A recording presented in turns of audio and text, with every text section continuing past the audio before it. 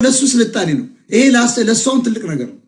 እንዲህ አይነት ሞራል አልባ ዛሬ ክርስቲያን ነገ እስላም ከዚያ ጴንጤ ዛሬ ባናት ተዘግዘቅ እያለ አማራም በዚያ ደረጃ ቤታ የምትባለው ኤርትራዊና ኦሮሞ ነች። አማራን ለመስደብ እኮ ነው የመጣው። ቤታ ቆለጣም ነው ምናምን ብለዋለች ነው የተባለው። አሁን ግን የሚሰድብ ማንን ነው? አማራና እኔን ነው የሚሰድብ። እኔን ነው የሚሰድብ። ከኔ ጋር ምንም የሚያገናኘን ነገር የለም። እሱ አገው ነው፣ እኔ አማራ ነው። እሱ አገውና ትግሬ ነው፣ እኔ አማራ ትግሬም ጭምር ነው። ባይዞ ግማሽ ትግሬ ውሸቱን ነው። ትግሬና አገው ነው። እናቱ ትግሬ አባቱ አገው ነው አይደለም? እኛ እኮ እናውቃለን እኮ ልደታ እኮ እናውቃለን። እናትየዋ ትግሬ ናቸው፣ አባቱ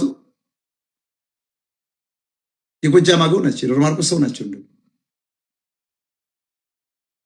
አሁን ይህ ሰውዬ ወጥቶ የሚሳደብ እኔን ነው፣ ለማዋረድ የሚመጣው እኔን ነው። በስድብ እኔ ተሸማቅቄ የምጠፋ መስሎት እኮ ነው።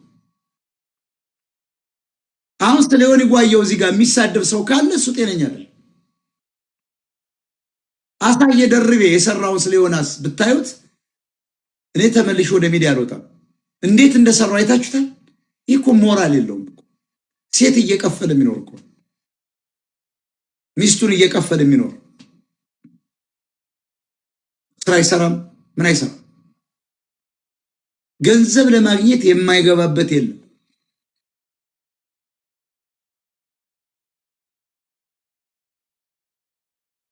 እኔን ነው የሚያጠፋስ። ዘገየና እሱ ለምን ይገናኛሉ? ጠላታቸው አማራ የሚባል ህዝብ ስላለው ሞጣ የሚባል መካከል ላይ ያለ ገደል የከተትኳቸው እኔ ነኝ።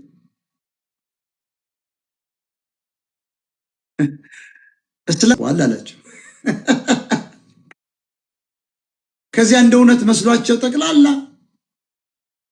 ሰው በሙሉ ሲይዞ ሲመጣ እሱ ነበር መጥቶ የታቦ ሌባ ነው ምናምን ይላችሁ ነበር አልድሮ።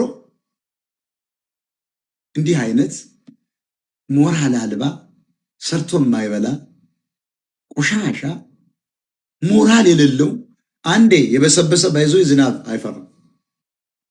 አሁን ዘመድኩንም እሱም አንድ ናቸው። የበሰበሰ ዝናብ አይፈራም እኮ። እስኪ አንድ ሰው ከበሰበሰ ዝናብ ይፈራል? አንዱ በስብሷል። አሁን ዮኒ ጓየው በስብሷል። የበሰበሰ ነው። በሁሉም ነገር የተጠላ ነው። በሃይማኖት የተጠላ ነው።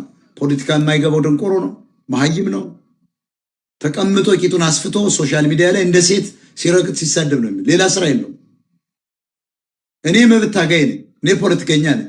እሱ ደግሞ $100 እየተሰጠው ሰዎች የሚሰድብ ቴምርን ፍራኦል በልቷታል ገንዘብ ለምን አንተ ደገፍክ ሲባል እኮ ፍራኦል በገንዘብ ሳፖርት ስለሚያደርግ ብሎ ሞራሉን የሸጠኩ አዩ። ትናንት ደግሞ ገብቶ ምንድነው የሚለው?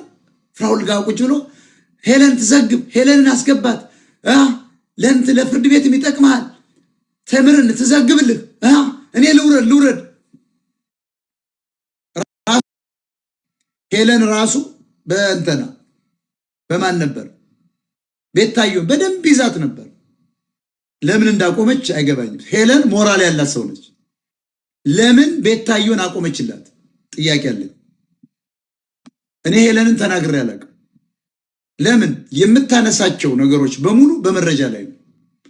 ሄለን የምትባሏ ሴትዮ ክብር አለኝ። ለምን በሉ አትቀላምድም። እኔን ስትቃወም የእኔን ነገር ይዛ ነው የምትቃወም። የመሰላትን አስተያየት ትሰጣለች። በቃ አይዲያ አለች። ግን እሷን የሚያሰስቷት ሰዎች መሰሉ። ለምሳሌ ቤታን እየረገጠች ነበር በስነ ስርዓት ድራሿን እያጠፋች እናቷን አምጥታ ከሶሻል ሚዲያ ልታጠፋላችሁ መጣ ነበር። ግን አቆመች። ለምን አቆመች? ይሄ የራሷ ድክመት ነው። ዮናስን ጀምረው ነበር በደንብ አርጋ ቪዲዮ እያመጣች በቀጥታ የሆነ ሰው ሄዶ ነው ያስቆመው። መጣና እሷ ጋር መጣና አስቆማት። ተመልከቱ።